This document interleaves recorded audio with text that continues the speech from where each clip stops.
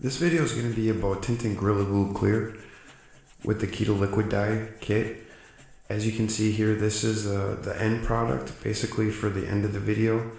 The black and the brown did go a little bit darker, so I should have probably added a little bit more of the Gorilla Glue. The blue and the yellow turned out absolutely beautiful.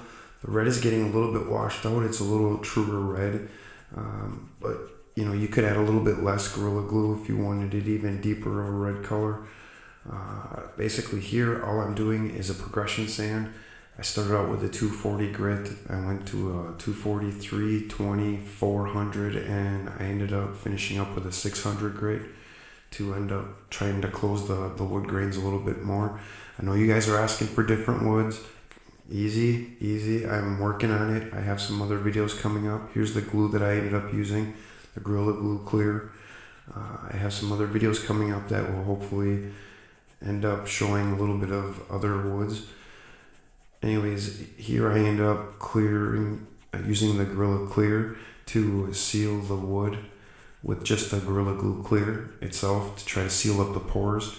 Because in this video, I just wanted to have a little cleaner look to it, and I just want to give a decent color representation of using the Gorilla Glue Clear and the Keda liquid dye to end up tinting the glue to have some color representation so you guys can see what it's like, to save you guys some experimenting, I guess. Here I'm just wiping off the excess. I have the lathe running on the lowest speed. I would actually recommend using like a lint-free cotton cloth. So like if you have an old white t-shirt and run it through the wash machine a couple times, probably work the best. I end up turning up the lathe to the highest speed on the first gear and basically just polishing it up to try to make sure that I have all of the excess glue removed and kind of seal it up a little bit more. I ended up putting down 2 drops here of the blue. 1 extra drop came out, so I just add a good portion of Gorilla Glue. I shouldn't say a good portion, but you know, I'd say probably about the size of a quarter, and I mix it up good. If I do have one tip, if you have a glove, just use your finger to mix it up. Using that nail, it took quite a bit to end up mixing it.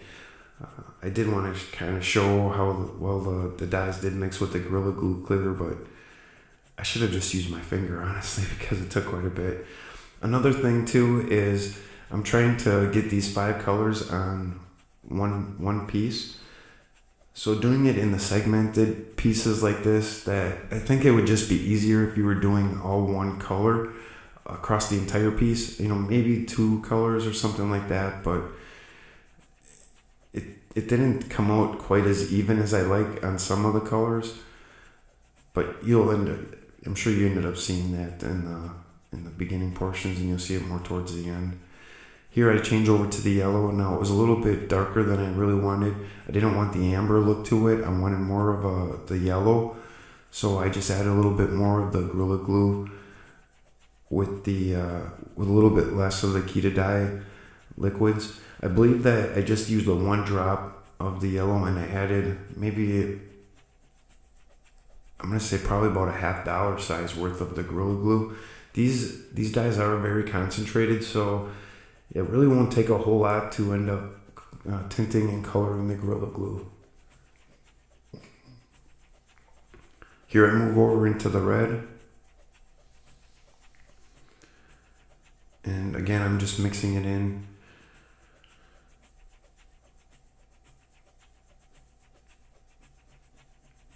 And again, here I'm applying it. Now, here I should have probably maybe used a 2nd drop of the red. You probably don't have to. I guess just depends upon the color that you're end up looking for. But also with this particular piece, the figuring ended up more towards the yellow and the blue side. And then as you get into the red, there's even less. And then the black and the brown, there's even a little bit more, a little bit less of the figuring on that side as well. So now here I just took a little bit of the brown on that nail tip, and I tried mixing it into maybe about a nickel or a little bit bigger than a dime size. And I'm just trying to mix it in there because I was looking for a lighter or I shouldn't say lighter, but a not so opaque looking tint to it. And it would have probably turned out okay here, but because my lights are fairly bright, it tends to wash out some of the color. So I decided, well, I'm just going to end up mixing it all together. And as you can see there, I just ended up using my finger, and it worked out so much better. It really is the way to go if you're going to be mixing something like this, the way that I'm doing it. I mean, if you're going to end up tinting a bottle of the Gorilla Glue, you know, then that's going to be a totally different process. You can probably just add it right into the Gorilla Glue itself. And I'm not exactly sure how many drops it would end up taking to tint one of those Gorilla Glue bottles. But I'm going to say, you know, maybe start with about 20 drops or so, and then just test it and see what it ends up looking like. Here's the black. The black and the brown actually ended up going the darkest, the fastest, but that's kind of expected because they're the darker colors of this 5-color kit. And again, I'm doing this in these sections, so if you were doing the one piece, I just think it would be a little bit easier to have a little more even application going all the way across the piece, just trying to do it in the segmented pieces like I am here. It tends to, I won't say it turned out uneven. I just think that it would look better doing all one piece, and maybe in the future I'll end up putting a video together like that. So after I ended up applying it, I just let it run for a while, and so this is basically dried. I believe I let it run for about 10 minutes or so, and it seemed to be pretty dry actually. So then I ended up turning on my brighter lights, and then this is the result. As you can see, a couple millimeters in on the blue, there is a dark line in there, and that's an excess streak that ended up building up of the blue. As you can see, the black went very dark, so I should have probably added a little bit more Gorilla Glue. The brown went fairly dark as well. Now, I also didn't polish or wet sand this or anything. This is just the tinted glue after it has dried. So I just really wanted to give a color representation using the Keda liquid dyes and the Gorilla Glue clear. So I hope it helps out. Thank you guys for watching. I really do appreciate it.